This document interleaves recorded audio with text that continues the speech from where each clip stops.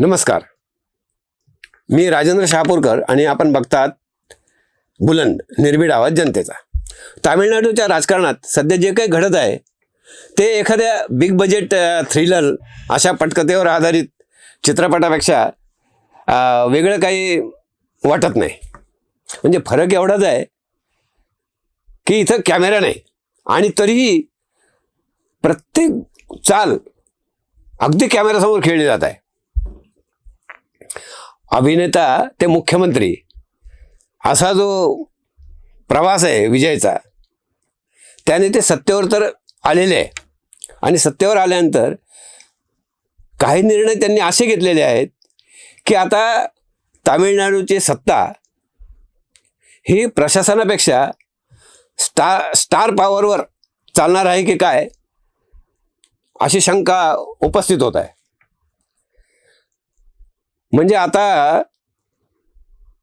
या वादाचा क्लायमॅक्सच सुरू झाला तो एका सिनेमापासून.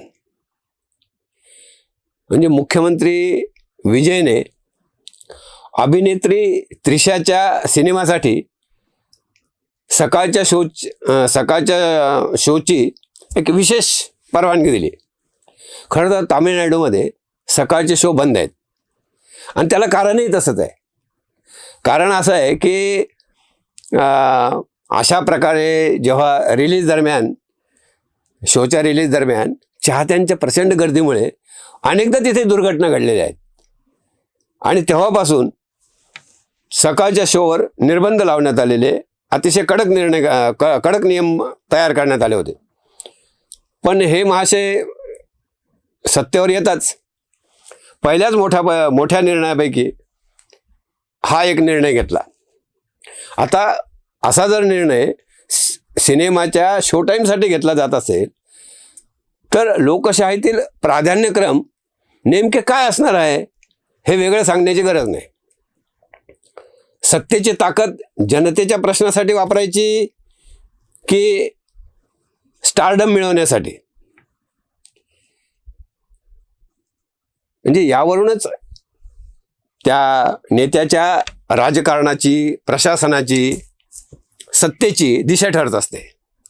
पण खरी खळबळ उडाली ती अगदी सुरुवातीलाच. म्हणजे विजयने OSDच्या नियुक्तीमुळे, विजयने जी OSDची नियुक्ती केली त्यामुळे, म्हणजे मुख्यमंत्री कार्यालयातील OSD हे केवळ एक शोभेचं पद नाही आहे, तर ते सत्तेच्या केंद्राशी थेट जोडलेलं असतं. अत्यंत प्रभावशाली असे ते केंद्र असते. प्रशासन, धोरण यांच्यामध्ये समन्वय आणि निर्णय क्षमतेमध्ये या पदाचं आपलं एक महत्त्वाचं स्थान आहे. हे पद जर वैयक्तिक ज्योतिषाला दिले जात असेल तर याचा अर्थ फक्त हास्यास्पदच नसतो, तर तो एक धोकादायक सुद्धा असतो. लोकशाहीच्या दृष्टीने चुकीचं तर आहेच, पण धोकादायक सुद्धा असते. कारण हा मुद्दा केवळ एका व्यक्तीच्या श्रद्धेचा नाही आहे, तर तो एका राज्याचा आहे, राज्याच्या निर्णय प्रक्रियेचा आहे. विजयच्या या निर्णयामुळे त्याची जी आघाडी होती त्या आघाडीमध्येच अस्वस्थता निर्माण झाली. म्हणजे सहयोगी पक्षांनी तर अगदी स्पष्टपणे नाराजी व्यक्त केली आणि शेवटी प्रचंड दबाव निर्माण झाल्यानंतर विजयला ही नियुक्ती मागे घ्यावी लागली. पण या घटनेने एक गोष्ट मात्र स्पष्ट झाली की लोकप्रियता आणि प्रशासन ही दोन पूर्णपणे वेगवेगळी क्षेत्र आहेत. पडद्यावरील मसीहा दिसणे आणि प्रत्यक्ष सत्तेचे संतुलन सांभाळणे यात जमीन आसमानचं अंतर असतं. मात्र विजयचा सर्वात मोठा आणि सर्वात धक्कादायक खेळ हे वेगळ्याच मार्गाने सुरू झालेला आहे, वेगळ्याच पातळीवर सुरू झालेला आहे. विधानसभा बहुमताच्या वेळी जे घडले त्याने तामिळनाडूच्या राजकारणाला एक नवीन वळण दिलेले आहे. जिथे बहुमतासाठी 118 आमदारांची गरज होती तिथे विजयला तब्बल 144 मतं मिळाली. आणि यामागे आहे AIADMK मधील फुटीचे राजकारण. म्हणजे जयललितांच्या मृत्यूनंतर अण्णाद्रमुक हा पक्ष सतत अंतर्गत संघर्षात अडकत गेला आणि वाढ त्याची खुंटत गेली. नेतृत्वाचा अभाव, प्रचंड मोठ्या प्रमाणावर गडबाजी आणि वैचारिक विस्कळीतपणा यामुळे पक्ष हळूहळू कमजोर होत गेला. विजयने या परिस्थितीचा अचूक फायदा घेतला असे म्हणावं लागेल. आणि त्यात असे गैरही काही नाही, राजकारणात अशा गोष्टी होतच असतात.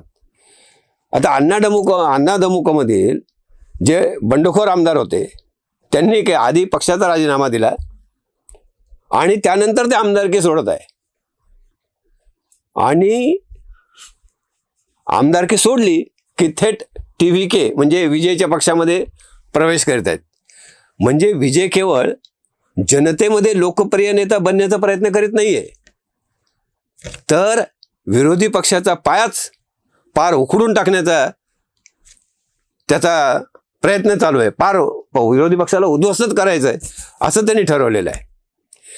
राजकारणात याला पॉवर कॉन्सन्ट्रेशन म्हणतात. आणि हे काम विजय अतिशय वेगाने करीत असल्याचे दिसत आहे. हा बदल तामिळनाडूसाठी स्थैर्य घेऊन येणार की एक नवा व्यक्तिपूजक राजकारणाची ही सुरुवात असणार, हा महत्त्वाचा प्रश्न या निमित्तानं निर्माण झालेला आहे.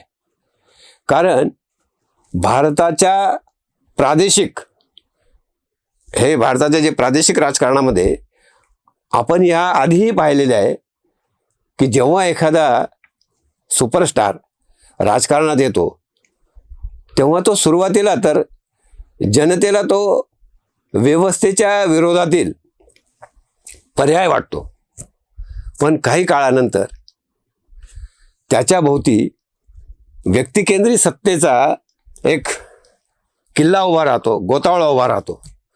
मग पक्ष, विचारधारा आणि संस्थेपेक्षा एका व्यक्तीचे निर्णय मोठे होऊ लागतात. तामिळनाडूमध्ये आज नेमके हेच घडत आहे. आणि तसेच संकेत त्या पद्धतीचे संकेत मिळत आहेत. विजयची लोकप्रियता प्रचंड आहे, यात काही शंका नाही. पण लोकशाही केवळ टाळ्या, फॅशन क्लब आणि बॉक्स ऑफिसवर चालत नाही. ती चालते उत्तरदायित्वावर, निर्णय क्षमतेवर आणि संस्थांच्या सन्मानावर. सिनेमात हिरो एकटाच सगळं बदलू शकतो, परंतु वास्तव्यात राज्य चालवण्यासाठी व्यवस्थेचा पाया मजबूत असावा लागतो.